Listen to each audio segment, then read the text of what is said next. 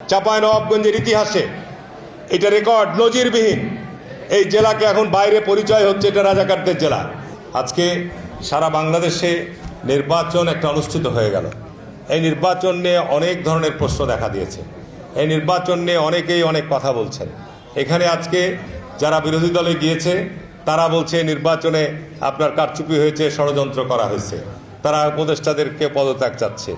আমরা বলছি যে এই সরকার যারা 5ই আগস্টের পর যে সরকার ছিল সেই সরকার রাষ্ট্র কাঠামোকে জামাতিকরণ করেছিল এবং তাদের যে উদ্দেশ্য এবং লক্ষ্য ছিল জামাত এবং এনসিপিকে ক্ষমতায় নিয়ে আসার, সেটি ব্যর্থ হয়েছে চূড়ান্তভাবে।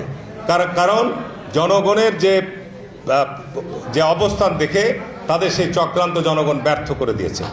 চাঁপাইনবাবগঞ্জের ইতিহাসে এটা রেকর্ড নজিরবিহীন। এই জেলাকে এখন বাইরে পরিচয় হচ্ছে এটা রাজাকারদের জেলা। এটা অত্যন্ত দুর্ভাগ্যজনক। আজকে চাঁপাইনবাবগঞ্জের 3টি সিট আজকে জামাত ইসলামের প্রার্থীরা বিপুল ভোটে বিজয় অর্জন করেছে। নবাবগঞ্জ, শিবগঞ্জে জামাত ইসলামের কিছু ভোট ব্যাংক আছে, এটা সত্য, কিন্তু আপনার নাচল, ভোলাহাট, গমস্তাপুরে সেখানে জামাত অনেক ভোটে 3 নম্বর থাকে। সেখানে দেখা গেছে যে সেইখানেও জামাত ইসলামকে বিজয় করা হয়েছে।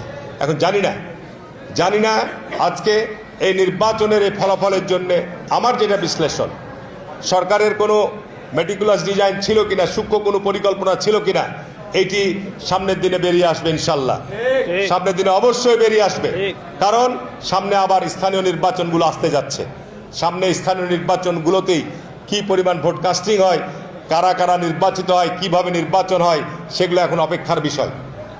চাঁপাইনবাবগঞ্জ পৌরসভা নির্বাচনে দেখা যাচ্ছে জামাত ইসলাম 69,000 ভোট পেয়েছে, আর ধানের শীষ প্রায় 36,000। মোটামুটি ধানের শীষ গতবার যে ভোট পেয়েছিল কাছাকাছি, কিন্তু সেই রকমই ভোটের পরিমাণ আছে। গতবার মনে হয় 39,000 মতো ছিল, সেখানে 36,000।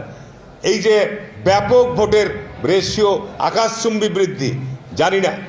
আমি নিজে ভোট কেন্দ্রে গিয়েছি প্রায় 40 থেকে 50টা কেন্দ্রে, এবং সেই কেন্দ্রগুলোতে গিয়ে দেখেছি যে প্রিজাইডিং অফিসাররা ঘরের দরজা তালা বন্ধ করে ঘুমিয়ে আছে।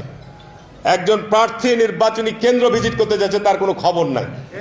আমার নিজে যে কেন্দ্রে আমি ভোট দিয়েছি সেই কেন্দ্রে পাপিয়া ভোট দিতে গিয়ে আধা ঘন্টা দাঁড়িয়ে থেকেছে, সেখানে ভোটার লিস্টে তার নাম নাই, অথচ ওই সরকারের কাছে যে ছবিওয়ালা যুক্ত সেখানে নাম পাওয়া যাচ্ছে, আর সাপ্লাই করা হয়েছে যে ভোটার লিস্ট সেখানে নাম নাই।